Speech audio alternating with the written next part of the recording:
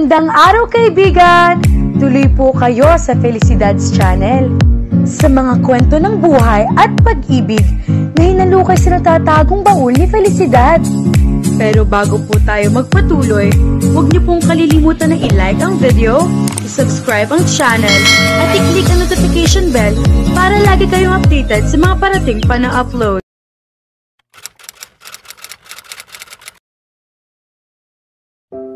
Sa palagay ko, ayaw mong marinig yun. Umiiling na sabi ni Dave.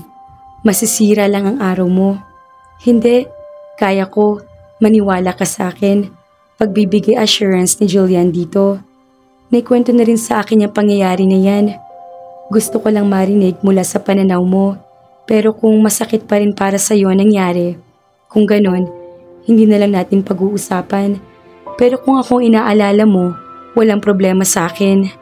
Yung nagkwento sa'yo, naroon ba siya na mangyari yun? Wala. Naikwento rin lang sa kanya ng isang survivor na kamag-anak niya. Naroon ako, kaya mas magiging graphic ang pagkukwento ko sa'yo. First information is always better, kaya ikwento mo na. Anyway, that happened 17 years ago, kaya hindi na siguro masyadong painful ang magiging pagkukwento mo.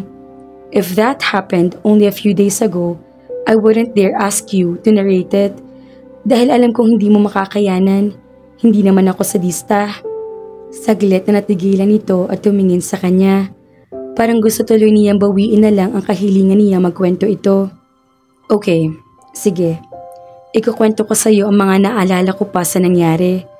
Pero may Prozac ka ba riyan? Or other antidepressant pills? Ngumiti ito. It was a sad smile. Ngumiti rin siya. It's not easy to depress me or make me sad. I'm a happy girl. Bumuntong hininga ito.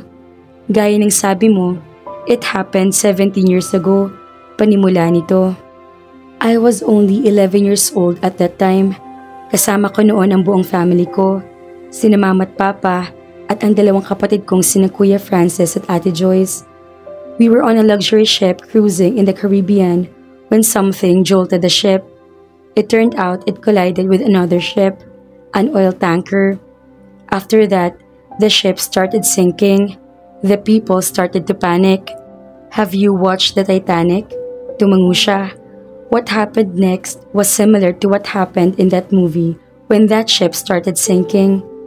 Agawan sa lifeboat, sa life jacket, sigawan, iyakan, takbuhan, tulakan. What made the accident worse was we were sailing in a shark-infested part of the ocean. Pag nahulog ka sa dagat, mahihirapan kang makalangoy patungo sa isang lifeboat. The sharks will get into you first. At kung nasa lifeboat ka man, hindi ka pa rin safe.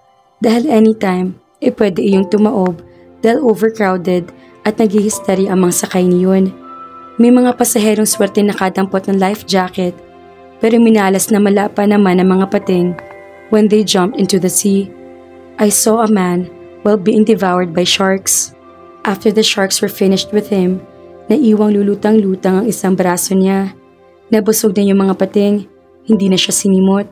Hindi ito ngumingiti habang nagkukwento. Pero ilang saglit lang, may ibang pating pa na dumating at ang mga iyon naman ang sumagpang sa braso ng mama. Nakasakay agad kami ni mama sa lifeboat, pero si papa ay hindi. Kahit kasama namin siya ng mga oras na yun. Hinanap pa kasi niya sina Kuya Francis at Ate Joyce. Hindi na namin alam kung nagkita-kita sila. If they did, they didn't find each other on time.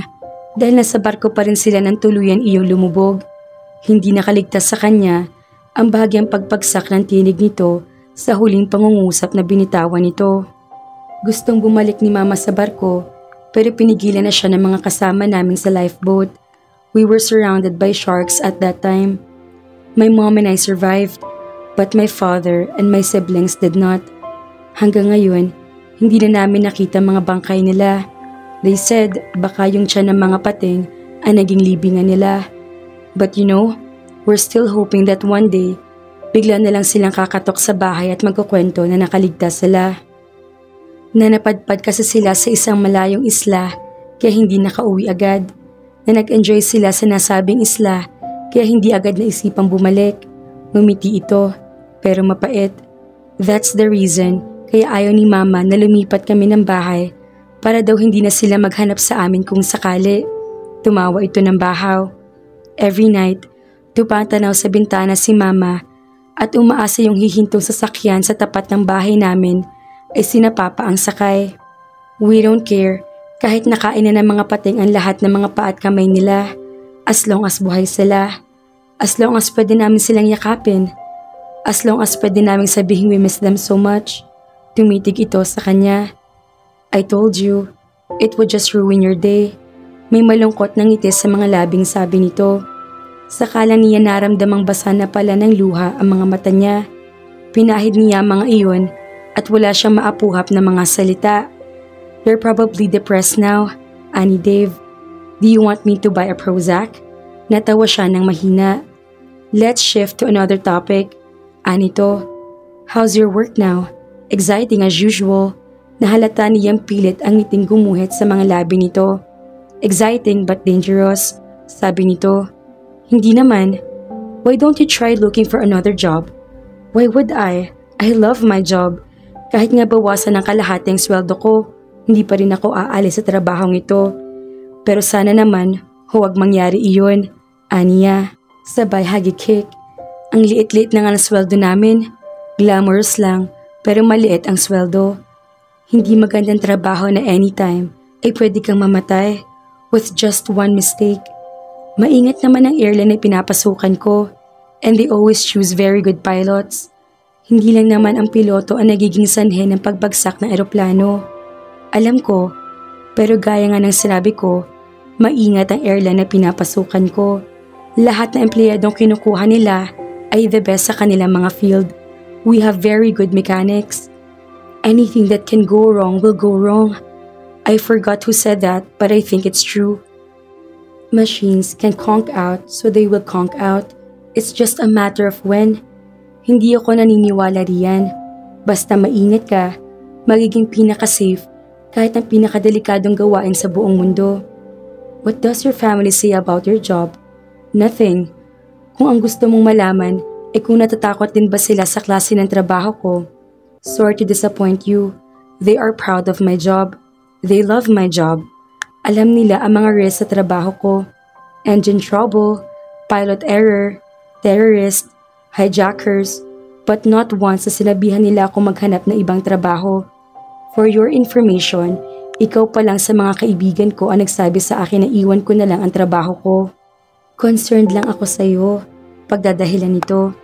At sila, hindi concerned sa akin. Tumawa ito na maikli. I didn't say that. Alam siguro nila na hindi ka rin naman susunod sa kanila, kaya hindi na siguro sila nagsasuggest ng ganoon. Sabi mo, 'di ba? Childhood dream mo ang pagiging flight attendant? Yes, indeed.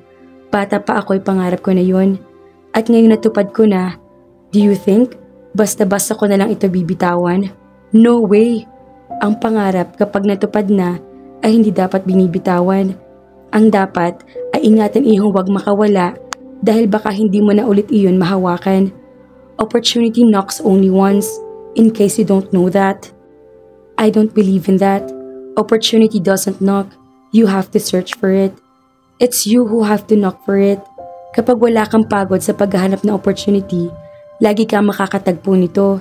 Ngayon, kung lagi ka lang nakahiga sa kama at nakitingala sa kisame at pinagmamasdan ng paghahanap ng butike na masisilang gamo-gamo, kahit umabot ka ng 300 years old, walang darating na opportunity sa'yo. I say amen to that, nakangiting sabi niya. Maghahanap ka na ng ibang trabaho? Amused sa tanong nito. Tumawa siya. Ang inaayunan ko ay yung tungkol sa opportunity, hindi yung sa trabaho ko.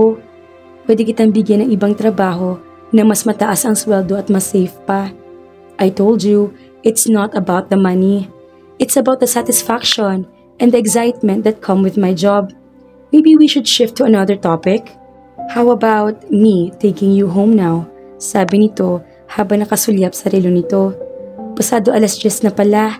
Ang pangako ko sa mommy mo ay 10:00 pa lang nasa bahay ka na. Baka pagalitan ako nun. Baka sa susunod, hindi ka na pasamahin sa akin. Don't worry. Alam ni mommy na safe ako sa'yo. Alam niya na harmless ka. I hope it's a compliment. Natawa siya. Of course, that's a compliment. Lumabas na sila ng coffee shop. Nasa loob sila ng isang mall at katatapos lang manood ng sine. Tumuloy na sila sa parking area kung saan nakaparada ang sasakyan ni Dave. Dinatnan nilang natutulog ang driver nito. Mang Rene, tawag nito sa matanda. Sabay marahang kinatok ang saradong salaming bintana. Mang Rene, hindi pa rin tuminag ang driver nito. Mang Rene, napangiti siya. Mahina kasi ang boses ni Dave. Para nag-aalang ang gisingin ng driver nito. Mang Rene, tawag ulit nito. Lakasan mo, suhestyon niya. Pero nanatiling mahina ang boses nito. Mang Rene, siya nang kumatok sa bintana. Medyo nilakasan niya iyon. Mang Rene, tawag niya sa bahagyang malakas din na tinig. Napamulat si Mang Rene. Ibinaba nitong salaming bintana. Sir, nandiyan na pala kayo. Kakamot-kamot sa ulong sabi nito. See? Nakangiting baling niya sa binata. Pasado 11:00 na ng gabi nang maihatid si Julian ni Dave pauwi. Gaya ng inaasahan ng dalaga ay hindi nagalit ng kanyang ina kay Dave kahit hindi nasusunod ang pangako nitong 10:00 lang ay ihahatid na siya sa bahay. Siya naman kasi ang may kasalanan kaya naatraso sila ng pauwi. Nakwento kasi siya ng pakwento rito. Maniligaw niya si Dave at 4 na buwan pa lang sila magkakilala. Una nagkatagpo sila sa isang singalong bar at nautos siya ng mga kaibigan niya kumanta ng gabing iyon. She sang her favorite song Because of You. One of her audience was Dave. Si Dave ang pinakamalakas na pumalakpak na matapos siyang kumanta. Parang gusto pa nga niyang mainis dahil alam niyang hindi naman siya ganoon kagaling. Gusto pa niyang isipin noon na tinutuya lang siya nito. Nangingibabaw talaga kasi ang pagpalakpak nito. Tapos na kasing pumalakpak ang iba ay patuloy pa rin ito. Hey, ma-instant fan ako ron. Kantsaw sa kanya namang kasama niya habang bumabalik siya sa mesa. Nakatingin ang mga ito sa mesa na lalaking patuloy sa pagpalakpak sa kanya. Umingos lang siya pero napansin niyang hindi na inalis ng lalaking tingin sa kanya mula pa nang bumaba siya ng stage. Sumunod ito sa paglabas nila at nakipagkilala sa kanya. Paborito kong kantang yun, and I like the way you sang it. A lot better than the recorded versions, sabi nito sa kanya. Are you serious? Tanong niya sa nakataas pang isang kilay. I am. Walang gato na sagot naman ito. Naniwala siya rito. Pagkaraan ng ilang araw, ay niyaya siya nitong kumain sa labas na pinaunlakan naman niya. Natuwa siya ng patugtugin sa restaurant ang kantang inawit niya sa sing-along bar. That's a nice song, komento ni Dave. Ngumiti lang siya. Naisip niyang paborito talaga nitong awiting iyon. What's the title of that song? Muntik na siyang mahulog mula sa silyang kinauupuan sa narinig. Hindi agad siya nakasagot. Sinuri muna niya mukha nito kung seryoso ito o nagbibiro. Pero hindi ito nakangiti kaya mukha ngang seryoso ito. Gusto na niyang sumimangot. Bakit hindi nito alam ang pamagat ng paboritong awitin nito? You lied to me. Ako sa niya rito. Napamulagat ito. Kailan? Sabi mo sa akin, paborito mong kantang yan. Ba't di mo man lang alam ang pamagat? Namutla ito sa tinuran niya. Agad naman itong umamin at humingi ng tawad sa kanya. Hindi nito nangatwiran o nagtangka magpalusot. Gusto lang daw talaga nito makipagkilala sa kanya. Hindi naman daw sa kinanta niya ito nagandahan, kundi sa kumanta. Meaning, sa kanya. I fell in love with you the moment you went up that stage, sabi nito. Kahit tumayo ka lang sa stage na yun at hindi nagbitiw ng kahit isang salita, ay makikipagkilala pa rin ako sa'yo. Pagkatapos ng sinabi nito, ay nangako ito na magiging paborito na talaga nito ang nasabing awitin. Hindi pa niya sinasagot si Dave, pero may balak na siya. Hindi naman ito mahirap mahalin. Mabait ito at intelihente. Mga katangiang unang hinahanap niya sa isang lalaki. Bonus na lang ang iba pang katangian nito gaya ng pagiging gwapo at ang pagkakabilang sa mayamang angkan. His family was into the publishing business and he was the one who ran it. Bukod doon ay mayroon pa itong hawak na negosyo. May isa nga lang itong kapintasan. May karuwagan ito. He's not a risk taker, ani Julian sa mga kaibigan niyang sina Claire at Irene. Magkakaibigan na sila since college Bagamat magkakaiba sila ng universidad na pinasukan at magkakaiba rin ng kurso. Claire was working for a huge publishing company, while Irene was a businesswoman managing a boutique selling beauty products. Nasa loob sila ng isang coffee shop ng mga sandaling iyon. She loved to drink coffee. And what do you mean by that? Tanong ni Claire sa kanya. Isn't that clear? Ganting tanong niya. Ayaw niya na nagtitake ng risk. Kapag ang isang gawain ay pwede magdulot ng panganib sa buhay niya, makakaasa kang hindi niya gagawin yon. At ano naman ang kakatwa ron? Sabad ni Irene sa usapan. Everyone is like that. Bakit mo gagawin ang isang bagay kung pwedeng manganib ang buhay mo? Unless you have suicidal tendencies. So you're saying na pareho kayo ni Dave? Oo, I don't think so. Bakit naman? Because you drive your own car. Sabi mo sa amin, maganda ang kotse ni Dave. Oo, maganda talaga. It's a BMW convertible, probably costing around 4 to 5 million pesos. Pero hindi siya nagdadrive. He doesn't know how to drive. Again, what's so unusual about that? Tanong ni Claire. Hindi rin ako marunong mag-drive. Ibig sabihin, freak din ako. Hindi ka natutong magmaneho dahil wala kang time mag-aral. At saka wala kang kotse. Baling niya dito. It's not that I can afford one. Hirit nito. Si Dave, kahit ilang kotse, ay kaya niyang bilhin. At marami siyang oras para mag-aral. Pero hindi siya nag-aral. Maybe because he can afford to have a driver? Ani Irene. Kahit 100 driver, kaya niyang pasweldohin. Kahit ako, kung kaya ko rin lang magpasweldo ng driver, kukuha rin ako. Nakakatamad yata mag-drive. Buti sana kung hindi heavy traffic dito. Iyong oras na ipagdadrive ko, ibabasa ko na lang ng libro. Hindi iyon ang dahilan, sabi niya. Hindi dahil can afford siyang kumuha ng kahit ilang driver. Ano ang dahilan kung ganun? Tanong ni Claire. Yun ngang sinabi ko kanina. He doesn't like risking himself. Diba, pag nag-drive ka, may posibilidad na babangga ka o mahulog ka sa bangin? Tumango ang mga ito. Yang mga risks na yan ang dahilan kaya ayaw niya mag-drive. Natatakot siya mabangga o mahulog sa bangin. Hindi pa rin masyadong unusual yan, komento ni Claire. Marami talagang ayaw mag-drive dahil nga natatakot mabangga. Those are not the only risks he is afraid to take. Ano pa? Marami. Some are childish. Hindi mo pa siya mapapasakay sa roller coaster dahil may posibilidad na maderail daw iyon. Hindi mo rin siya mapapasakay sa motorcycle dahil malaki ang chance na mag-skid iyon o mawala ng kontrol. At kung hindi rin lang importante at kailangan talaga siya mag-travel, hindi mo rin siya mapapasakay ng eroplano. And he definitely will not travel by ship again. Kung sino man ang kakausapin niya, pinaluluwas na lang niya iyon sa Maynila. Hindi naman itinatago ni Dave ang takot na iyon sa kanya. Mula na mangyari ang trahedyang iyon, ang paglubog ng barkong sinasakyan ng pamilya nito at ang pagkamatay ng ama nito at mga kapatid ay naging overprotective ng mama nito rito. Inilayo na nito si Dave sa anumang pwedeng pagmula ng sakuna. Hindi nito hinayaang matutong magmaneho ng kahit anong sasakyan ang binata at hindi rin hinayaang magbiyahe kung saan-saan kung hindi rin lang importante. Ganun pa man, lumaki si Dave na walang hinanakit sa mama nito. She suffered a great loss. She lost a husband and 2 kids.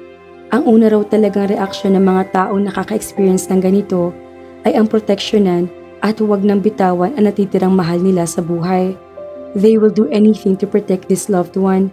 So she's just reacting normally when she became too protective of me.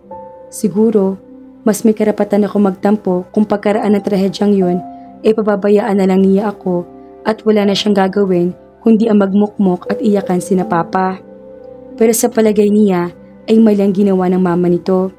Life was about taking risks, confronting dangers, facing the fears. Kung lagi na lang itong nasa loob ng silid nito at pinagmamasdan mula sa bintana ang pagdaraan ng mga panganib sa halip na harapin ang mga iyon, para ano pat nabubuhay ito. One of the sources of happiness was defeating one's enemies and conquering one's fears.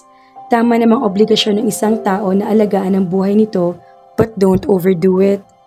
She could say that she and Dave were opposites. She loved taking risks. She loved facing dangers. She loved conquering her fears. Hindi niya pinagtataguan ang mga iyon. Iyon siguro ang dahilan kung bakit kontento siya sa trabaho niya. She loved adventures.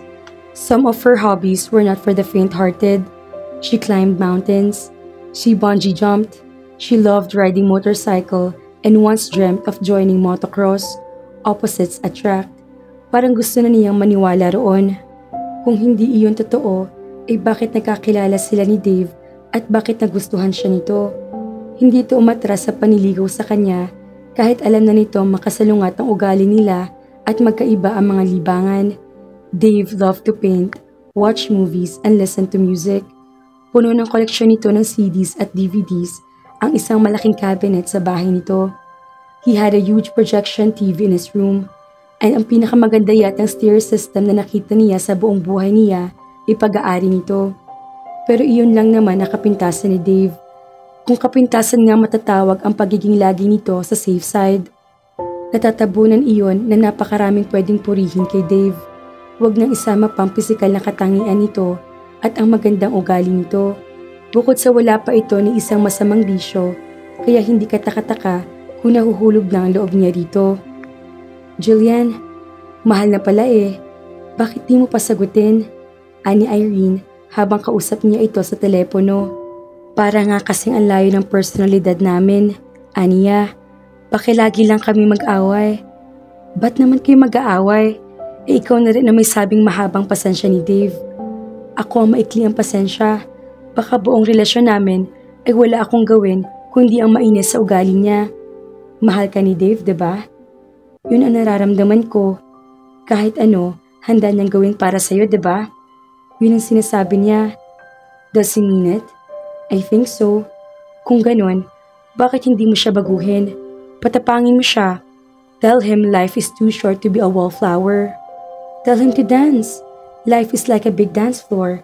You're brought to this world to dance to the music that is playing. If God didn't want us to dance, He wouldn't have given us feet. Napangiti siya. Ang laki talaga na impluwensya ng poetry book sa binabasa mo. Halata bang linya mula sa isang tula ang sinabi ko? Medyo, bumungis-ngis ito. Pero bagay naman sa sitwasyon mo, diba? Oo, kaya gagawin mo. Mukhang wala namang mawawala kung susubukan ko. Happy birthday! Masayang bati ni Julian kay Dave habang iniaabot niya ang regalo niya rito. It was an expensive perfume. Iyon ang pabangong ginagamit nito at gustong-gusto niyang amoy na yon. He was celebrating his 29th birthday. They were in a classy European restaurant. It was her treat for him. It was she who made the reservation in that restaurant. Thank you, anito habang kinukuha ang regalo niya. Ano to? Buksan mo.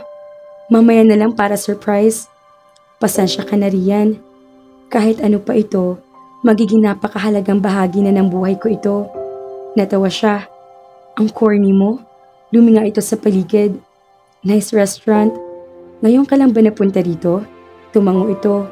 Masarap ang pagkain nila rito. Aniya. Mukha nga. Maganda rin ang music nila rito. Wala ako naririnig. Gusto mong marinig? Tumango ulit ito. Nakangiting sinayansan niya ang isa sa mga waiters ng restaurant. Maya-maya ay lumapit sa kanila ang dalawang lalaki. Pareho nakataksido ang mga ito at may hawak na violin. Nagsimula ng tumugtog ang mga ito. Hulaan mo kung anong kanta yan. Nakangiting sabi niya. Hindi agad ito sumagot. Tila pinakikinggan ng mabuti ang pumapaling lang na musika. Huwag mong sabihin hindi mo alam yan. Babawiin ko yung regalo ko sa'yo. Biro niya rito. Kumunot ang noon nito. Hindi niya alam kung pinasasakay lang siya nito na kunwa ay hindi nito alam kung ano ang titulo na naririnig at tugtugin o talagang hindi nito alam iyon.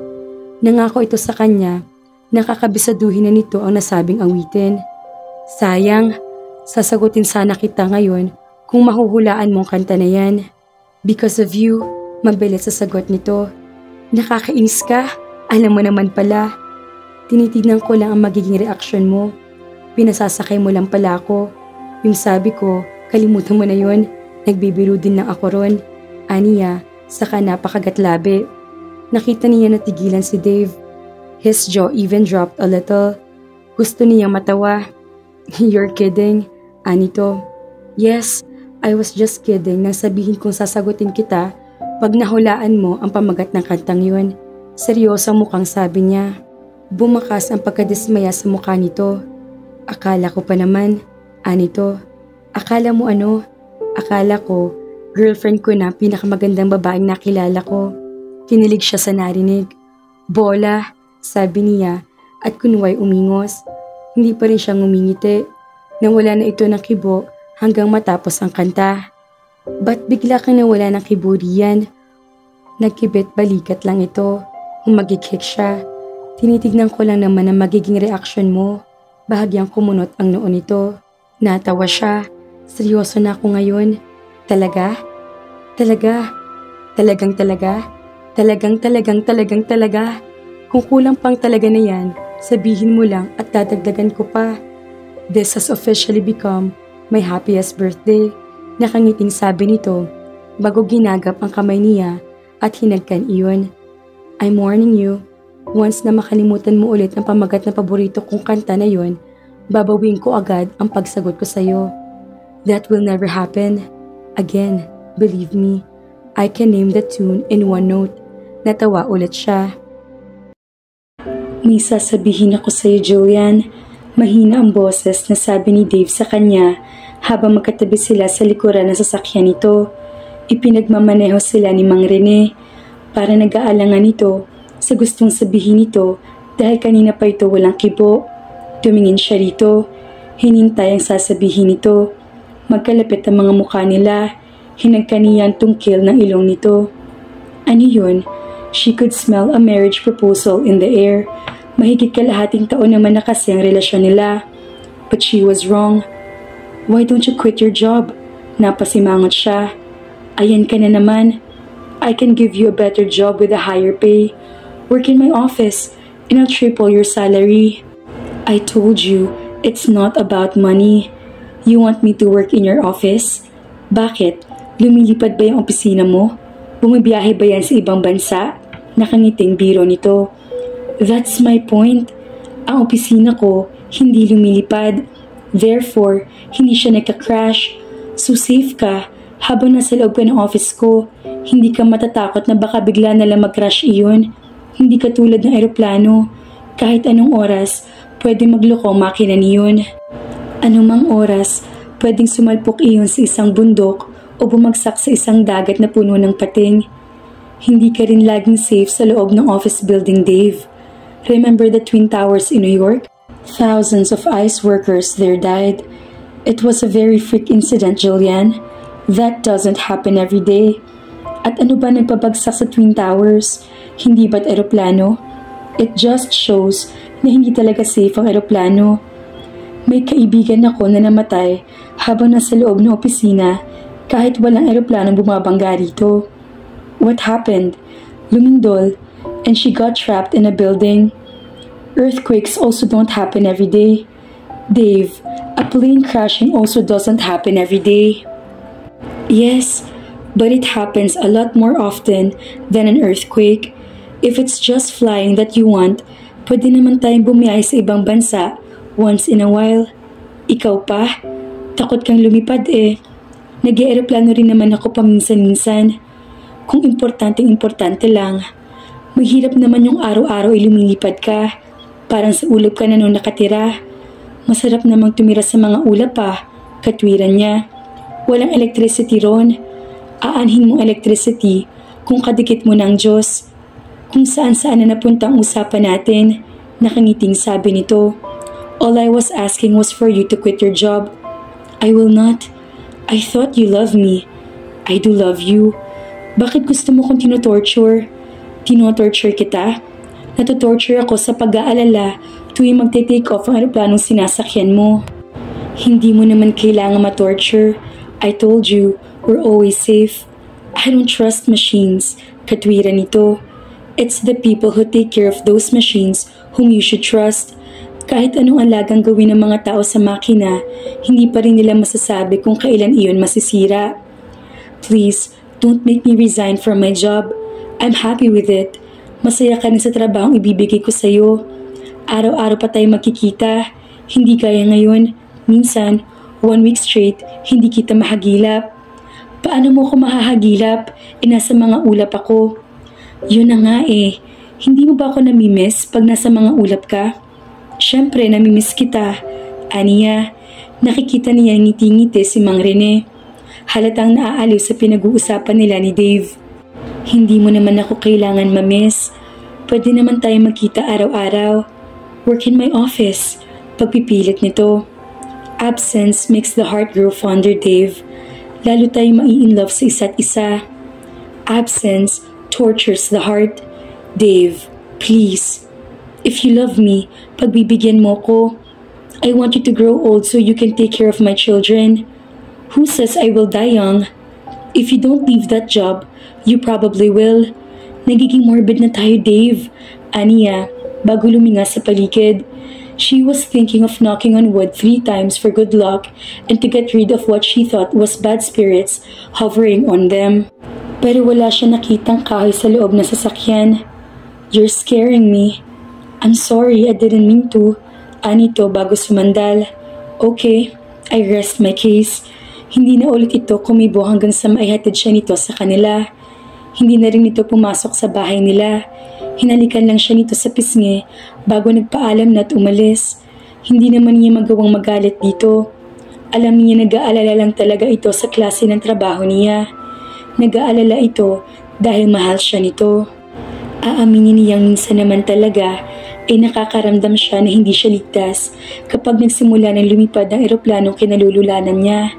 Pero musmus pa siya ay alam na niyang bahagi na ng trabahong pinasok niya ang panganib. Iyon ang dahilan kung kaya tuwing lalapag ang eroplano nila ay hindi maipaliwanag ang kasiyahang lumulukob sa kanya. Hindi kayang bilhin ng kahit gaano karaming pera ang pakiramdam na iyon. Pakiramdam na may hahaling tulad siguro sa isang sundalong galing sa isang madugong digmaan kung saan ang panig nito ang nagwagi. And it made her sad that Dave couldn't see it. Kung tutuusin, pwede niyang baliwalain na lamang ang kahilingan iyon nito pero mahal niya ito. Kapag nagmamahal ang isang tao, kaligayahan na nitong pagbigyan ng anumang hinihiling na minamahal nito. One word that described love was sacrifice. You're what, Julian? Gulat na tanong ng kanyang ama. Kasabay niya itong naghahapunan. Kasama rin nila sa mesa ang kanyang ina at mga kapatid na sina Mark at Janet. Halata nagulat din ang mga ito pero ang kanyang ama lang ang nakapagsalita. I'm quitting my job. Pahayag ulit niya. Pinilit niya maging kaswal ang kanyang tinig. Like it was no big deal. Pero hindi niya makakailang kahit paano ay masama ang loob niya sa desisyong iyon. Nababawasan lang iyon kapag iniisip niya para kay Dave ang desisyon niyang iyon. Dave finally convinced you, komento ni Janet. What happened, ate? Akala ko ikaw ang kukumbinsi kay Dave na maging matapang siya. Ba't nagkabaliktad? Sinubukan ko yun, pero wala nangyari. Sabi ko, mag-aral siya mag-drive. Ayaw. May time na halos kalad-kalin ko na yan para samahan lang ako sa pagsakay sa roller coaster. Pero ayaw talaga. Bakit ikaw? Nakumbinsi niya. Mahal ko siya. Katwiran niya. Hindi mo siya nakumbinsi. Ibig sabihin, hindi ka na niya mahal? Ganon ba yun? Hindi naman. Anong hindi naman? Sabat ni Mark. Ganon yun, ate. Mahal mo siya kaya hindi mo siya natitiis. Ikaw, hindi ka niya mahal kaya kayang-kaya ka niyang tiisin. Hindi ganon yun. Mahal ako ni Dave. Wala ako ni katiting na pagdududa ron. Then, explain to us kung bakit ikaw lang ang nagbibigay sa kanya. Dahil hindi madaling gawin ang hinihingi ko sa kanya. Hindi madaling alisin ang takot na nakabaon sa dibdib niya. Me? I could easily find another job. Kahit siguro bukas o sa makalawa ay may bago na akong trabaho. Pero si Dave, hindi na ulit mabubuhay ang kanyang ama at mga kapatid. Kung may assurance lang na mabubuhay ulit ang mga iyon, siguro siya magiging pinaka-adventurous na tao. Pero hindi nga mangyayari iyon. Kaya masisisi niyo ba siya kung habang buhay nang may takot sa dibdib niya? Wala nang kumibo sa mga ito. Nagpasalamat naman siya na wala nagpilit sa mga ito na baguhin ang desisyon niya kahit alam niya na iyon ang gustong gawin ng mga ito. Maghihintay na lang siguro na magandang pagkakataon ng mga ito. Here's your brand new office, Jillian. ani Dave habang pumapasok sila sa isang maluwang na opisina. It was very impressive. The sofa looked very comfy and expensive. May 2 mesa sa loob niyon. Ang isa ay malapit sa bintana at ang isa ay malapit sa kwarto. Mayroon din doong big screen TV, stereo system, rack of CDs and DVDs, a refrigerator, a bookshelf full of books, computers, a printer, a scanner, a huge sofa, a stationary bike, and a microwave oven.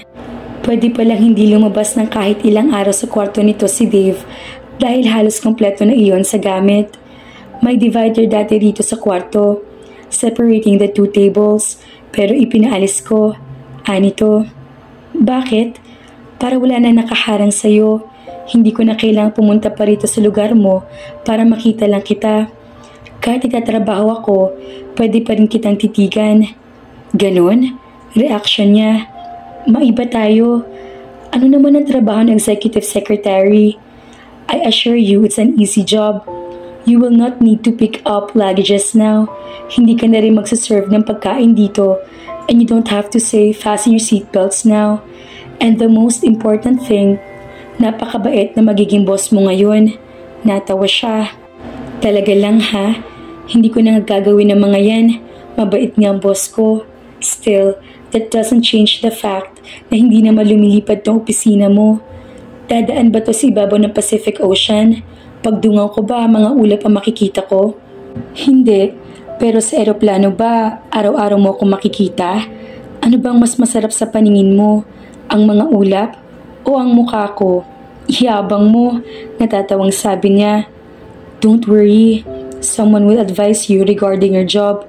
Pero kahit matulog ka lang maghapon dito sa opisina, okay lang sa akin. If you want, I can get you a queen-size bed. Ang importante lang sa akin ay huwag ka mag-absent. Sobra ka naman. Hindi naman ako antukin. I was just kidding. Don't worry. Niyakap siya nito mula sa likuran niya. You'll enjoy your job here. I'll make sure of that. Pero, hindi nagdilang anghel si Dave. Julian didn't enjoy her new job as much as she tried to. Hinahanap-hanap pa rin niya ang buhay sa eroplano. Namimiss mo na yung pagsasabi mo ng we are experiencing engine trouble. Grab your rosary now, but please stay calm. The pilot is doing everything to fix things up. Panunod Johnny Claire sa kanya habang kasama niya ito sa isang coffee shop. Kasama rin nila si Irene. Loka, aniya, hindi ko pa na-experience magsabi nun. Anong namimiss mo? Everything. Yung mga co-flight attendants ko, yung mga passengers. May namimiss kang passenger? Putol ni Irene sa sinasabi niya. Alam ba ni Dave yan? He. Funny. Yung pag-aasikaso sa mga passengers, lalo na sa mga bata at first-time flyers ang namimiss ko. Boring ba ang trabaho mo ngayon? Tanong ni Irene. Medyo.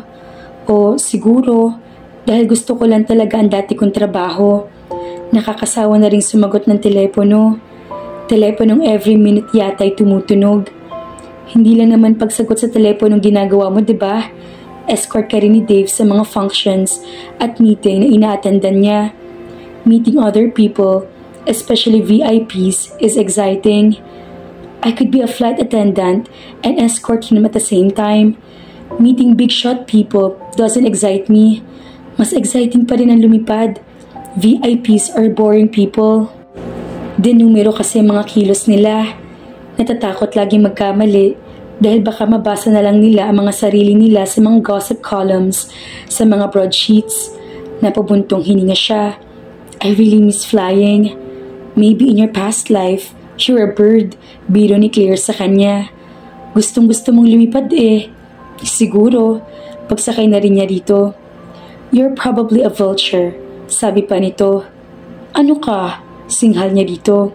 Nagtawanan sila doon. So gusto mong bumalik sa pagiging flight attendant? Seryoso ng tanong ni Irene sa kanya pagkuhan. Tumango siya. Di sabihin mo kay Dave. Suwestyon nito. Hindi siya papayag.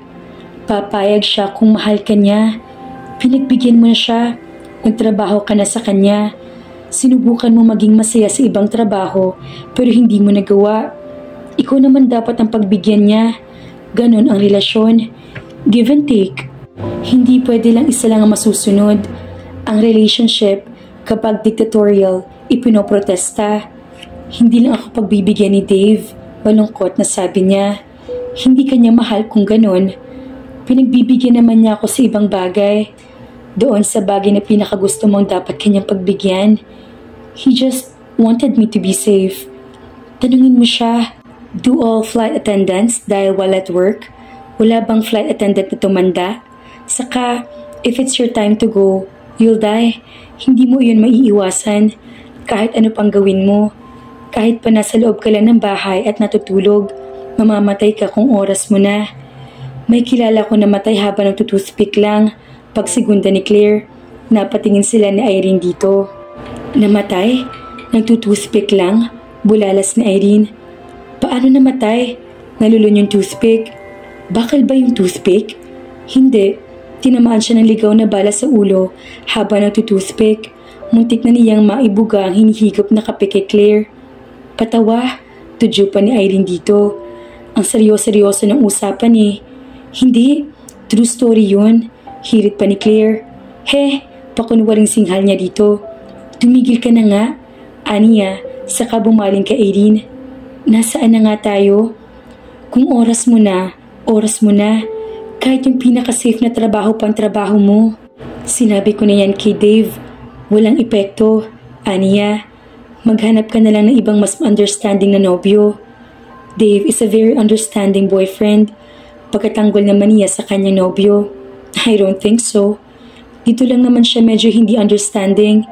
Kasi nga raw, ay buhay ko nakataya rito. Kailangan, understanding siya sa lahat ng bagay na makakapagpasaya sa'yo. Katwiran naman ni Claire. Kakausapin ko ulit siya, pagpapasya niya. Hindi lang ulit siya papayag kapag pinakausap ka lang ulit sa kanya. Samahan mo ng threat ang gagawin mong pakikipag-usap. Sabihin mo, pag di kanya pinayagang bumalik sa dati mong trabaho, makikipag-break ka na sa kanya. Hindi ko kaya yun. Mahal ko yun. Mambabluff ka lang naman eh. Anito, pag ayaw at talagang di mo kaya makipag-break sa kanya, eh di makontento ka na lang sa pagiging sekretary niya. Pero kung akong tatanungin mo, papayuhan kita maghanap na lang ng ibang boyfriend. Hindi pa kayo mag-asawa, kinokontrol ka na niya. Eh di lalo na pagkasal na kayo, pakalagyan ka ng collar nyon at itali sa kwarto para lang matsak na ligtas ka lagi. Hindi naman. Pwedeng mangyari yun, Julian. Huwag mong ipikit ang mga mata mo. Ang alin? Ang ikadena niya ako? Medyo naiinis ng sabi niya. Yung kokontrolin ka niya ng todo-todo. Hindi niyo lang kasi kilala si Dave. Mabait yun. Dito lang talaga sa trabaho ko kami hindi magkakasundo. Pilit pa rin pagkatanggol niya sa kanyang nobyo. Maghintay-hintay ka pa. Marami pa kayong hindi pagkakasunduan. Sabi pa ni Claire. Hindi na siya umimik dahil baka humaba pa ang usapan. Ayaw niyang lalo pang mainis kay Dave ang mga kaibigan niya na siguradong mangyayari kung patuloy niya itong ipagtatanggol sa mga ito.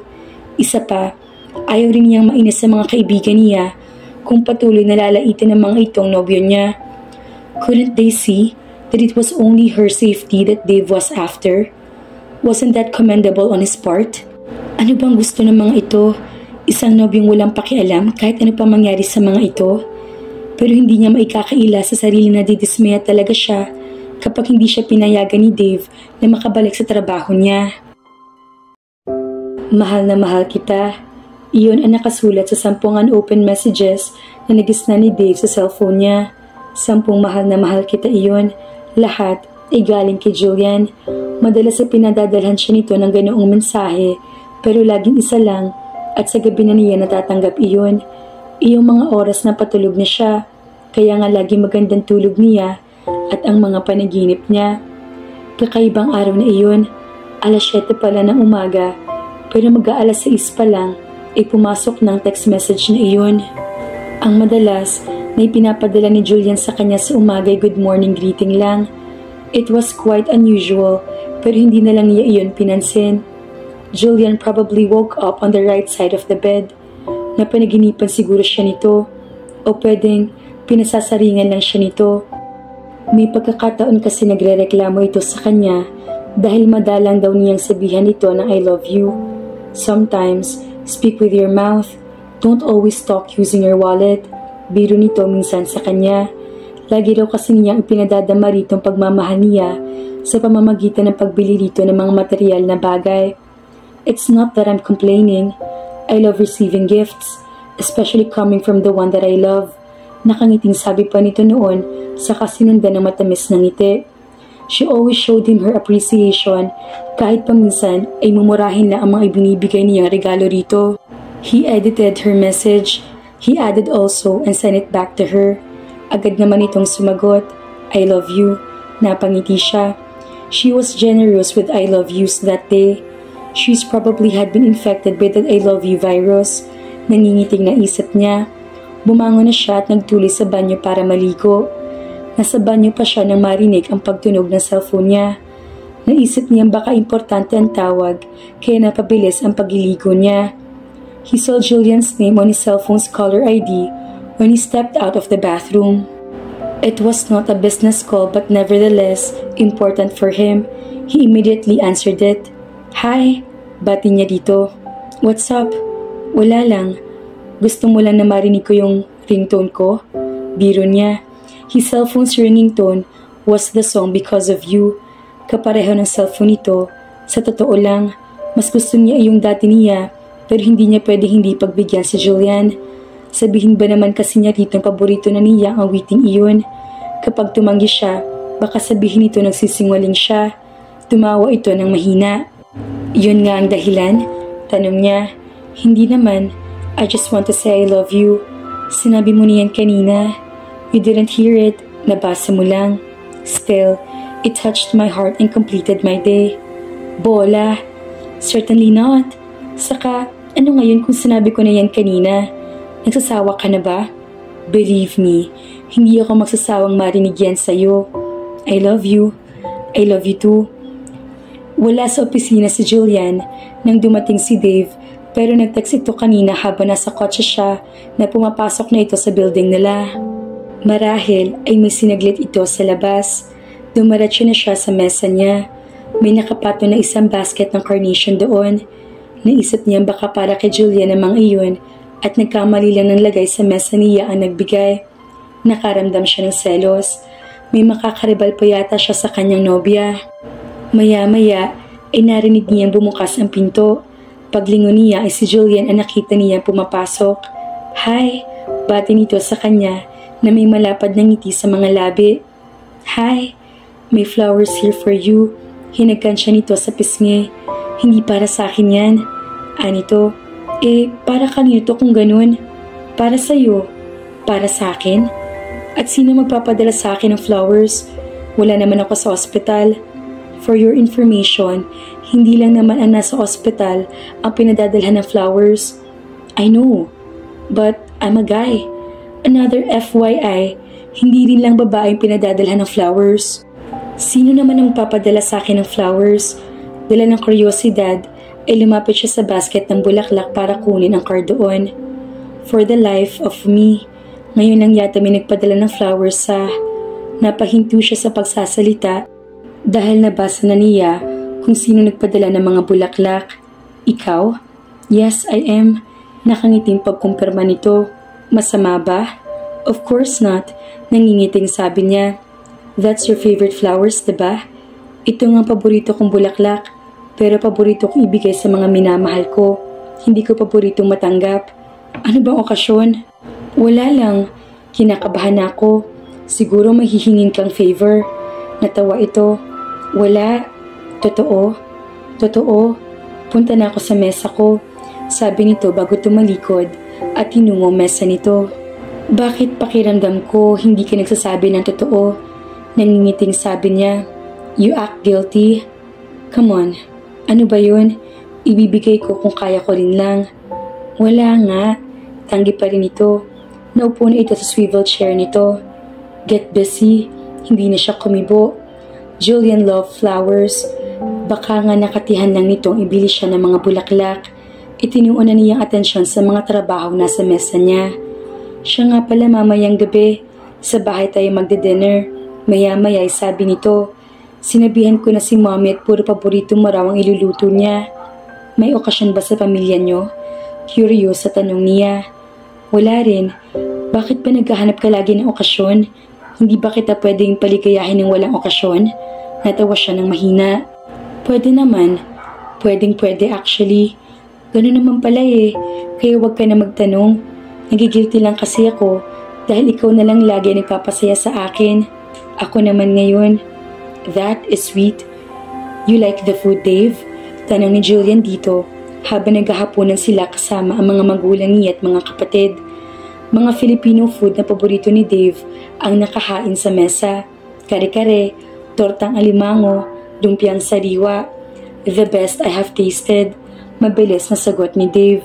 Narinig niyo yun, Ma? Baling niya sa kanyang ina. At walang reputasyon si Dave na bolero. Thank you. Wika naman ng kanyang ina. I'm full. Maya-maya ay sabi ng kanyang nobyo. How I wish na may paglalagyan pa sa tiyan ko. The food is really great. Nice to hear that, sabi niya. Hayaan mo, dadalas-dalasin natin ang pagdi-dinner dito sa bahay. Dave, hindi ka siguro masyado magagalit sa akin kung sasabihin ko sa'yo nagsisinungaling ako kanina. Ano yung kanina? Nakakunot ang noong tanong nito. I lied. She smiled sleepishly tungkol doon sa flowers at sa dinner na to. I still don't get it. May favor na kapalit ang mga ito. Oh, sabi ko na nga ba eh, nakangiting sabi nito. Walang sumasabad isa man sa pamilya niya. Wala rin naman kasing alam ang mga ito sa pinag-uusapan nila ni Dave. Ang tanging sinabi niya sa mga ito ay kasabay nila maghahaponan ng kanyang nobyo. Hindi rin alam ng mga ito kung anong pabor ang hihingin niya. Sinadya lang talaga niyang kaharap ang pamilya niya kapag humiling na siya kay Dave para mahirapang makatanggi ito. Mahihiya ito syempre sa pamilya niya. Kung sila lang ni Dave, madaling makakatutol ito, lalo na kung hindi naman talaga nito gusto ang hihilingin niya. Pwede ko nang sabihin sa'yo ba ang hihingin kong pabor? Tanong niya rito. By all means, I want my former job. Pinilit niyang gawing napakalambing ng boses niya nang sabihin iyon. Natigilan ito. Napansin niyang pinigilan nitong tuluyang sumama ang muka dahil siguro kaharap nila ang pamilya niya. Kung sila lang, sumimangot na marahil ito. Tiyak na mabilis din itong tatanggi sa kahilingan niya. I miss my old job, Dave. Patuloy na paglalambing niya. Hindi pa rin ito sumasagot. Seryoso pa rin ang muka. Kinabahan na siya. Kahit yata kaharap ang pamilya niya, ay kaya siyang tanggihan ito. I thought you're happy with your new job. Anito pagkuwan. Masaya ako. Bahagya pang nautal na sabi niya. Kaya lang mas masaya talaga ako sa pagiging flight attendant nang walan ulit ito ng kibo. Wala rin nagsasalita sa mga kasama nila sa mesa. She would love to have them as backup. Kung ang buong pamilya niya ay maglalambing kay Dave na hayaan na siya makabalik sa dating trabaho niya, siguradong hindi na ito makakatanggi. Pero tatanggi pa talaga si Dave. Kung talagang mahal siya nito at gusto nito magpalakas sa pamilya niya, iyon na ang pagkakataon. Wala itong dapat gawin kundi ang payagan siya makabalik sa dating trabaho niya. Ayaw mo? Tanong ulit niya sa kanya nobyo.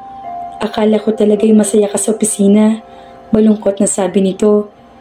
Hindi nga ako masaya. I really want to fly. Can't you see? I was a bird in my past life.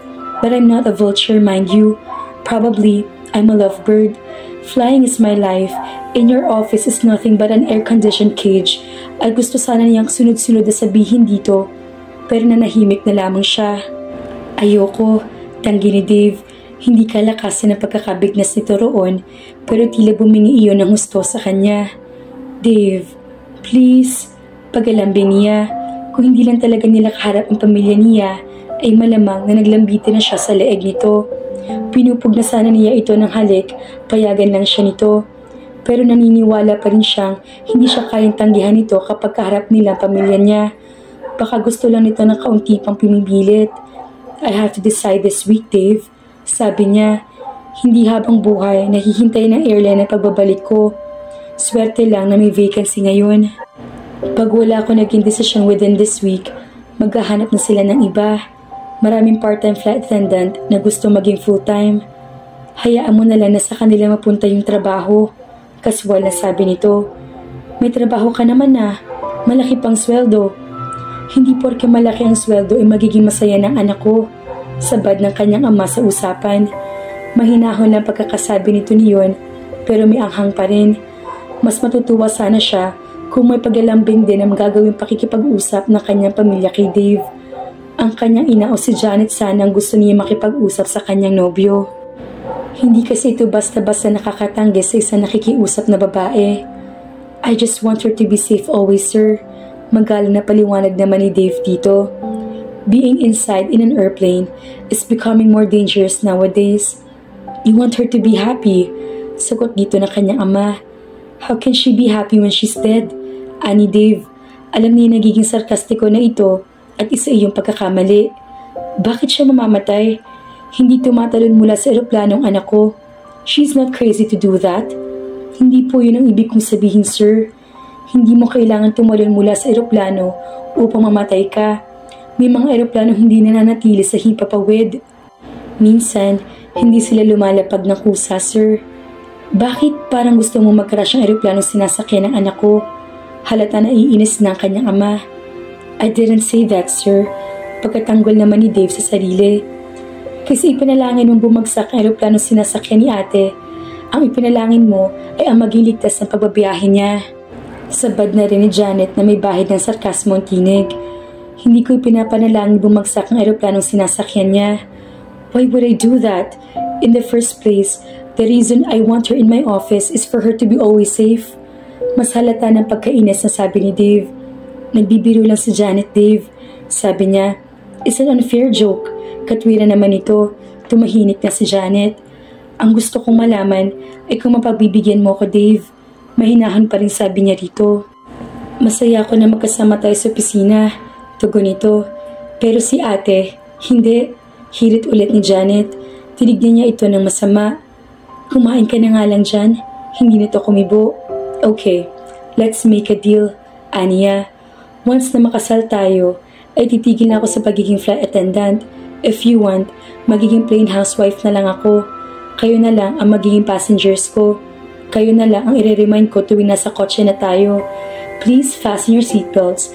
It would be quite a turbulent ride. Ngumiti siya. Pero habang hindi pa tayo kasal, sa loob na muna ako ng eroplano magtatrabaho. What can you say about that? Pakikipag-bargain niya rito. Nakatunghay sa kanya ang mga kasalo niya sa hapag pero walang kumikibo. Alam niya hindi gusto ng pamilya niya ang kabibitaw lang niya ng mga makungusap. Ayaw pa namang itong lumagay sa tahimik. Let's get married this month, pahayag ni Dave. Dito naman napatingin ang pamilya niya. Nababasa niya ang nasa isip ng mga ito. No way. She knew her family couldn't afford to lose her yet. They simply adored her to let her go. Oh no. Tanggi ka agad niya. I think I have made it clear with you. Hindi pa ako ready sa bagay na yan. Kailan ka magiging ready? Tanong ni Dave. Makulimlim ng mukha nito. Maybe 2 or 3 years from now?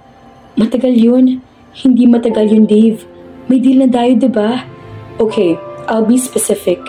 Give me 2.5 years. Exactly 2.5 years from this day. We'll be marching down the aisle. You'll be my boss after we exchange I-dos. If you want me to stay in your office, I'll stay there. If you want me to stay in your house, I'll gladly oblige. Kahit saan mo ako gustong ilagay, hindi ako tututol at tatahimik lang na susunod. I think that's a good proposition. What do you think? Let me have my wishes for now. After that, you'll have yours. Hindi agad sumagot ang kanyang nobyo. Hindi ko maintindihan kung bakit kailangan mo pang humingi ng permiso sa kanya. Sabi ng kanyang ina, hindi pa naman kayo mag-asawa.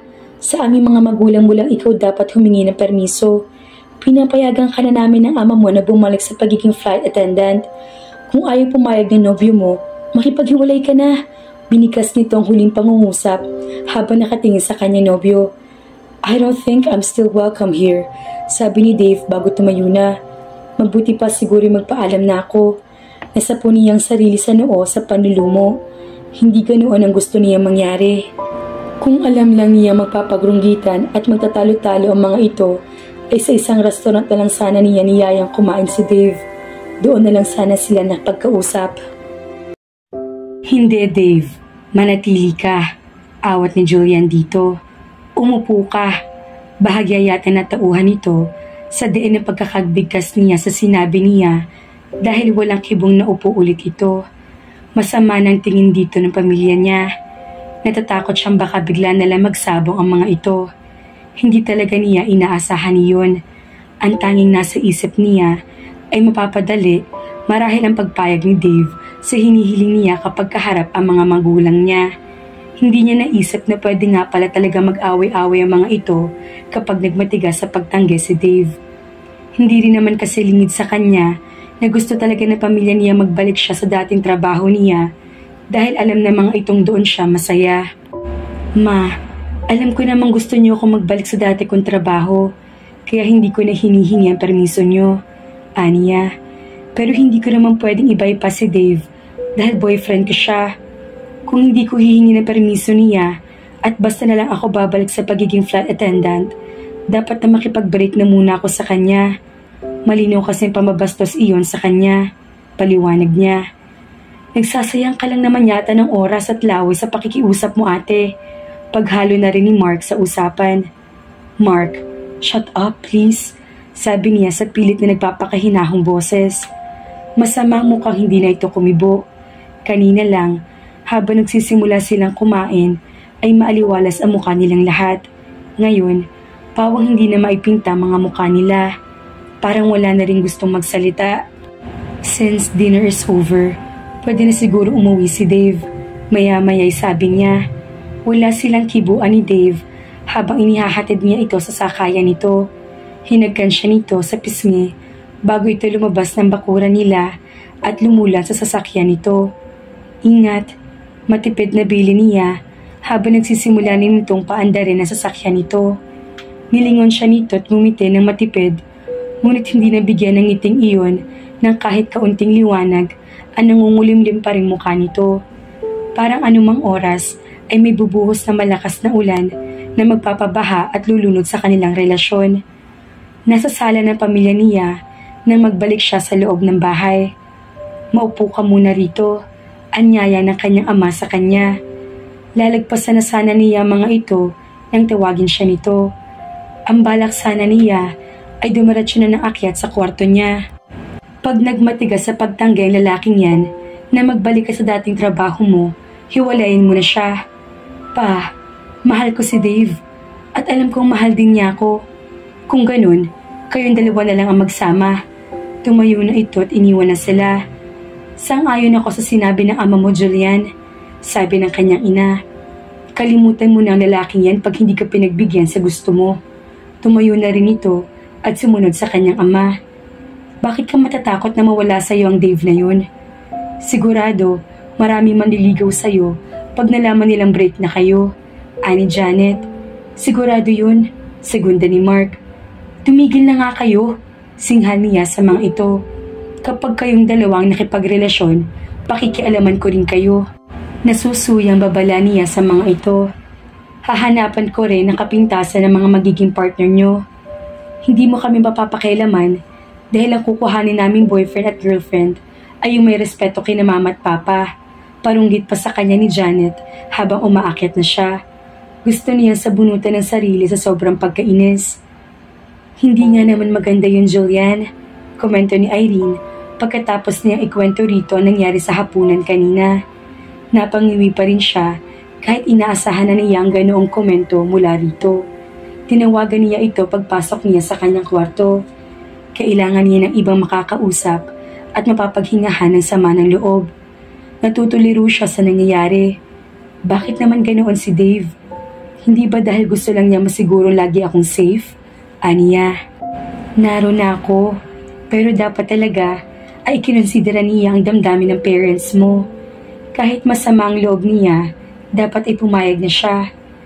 Tapos, kinusap ka na lang sana niya. Yung kayong dalawa lang para sabihin na pumayag lang siya dahil nahihiya siya sa mga magulang mo. Pero ang totoo ay hindi naman talaga siya pabor sa gusto mong mangyari. Saka kaniya pwedeng kulitin ulit na huwag na magbalik sa pagiging flight attendant. Pwede niyang gawin 10 doble ang sahod mo kung gusto niya para makumbinsi ka lang niya na manatili sa office niya. Gusto lang siguro niyang ipakita na ayaw na talaga niya ako magbalik sa pagiging flight attendant. Mali nga yun. Kahit kanina mo pa itanong. Kahit itanong ko pa sa family mo. Biro nito, sabay tawa. Sige, mang-asar ka pa. Aniya, pinatatawa lang kita. Anong gagawin ko ngayon? Gaya ng ipinayo ko sa'yo noon. But I think they should do it. Payo nito.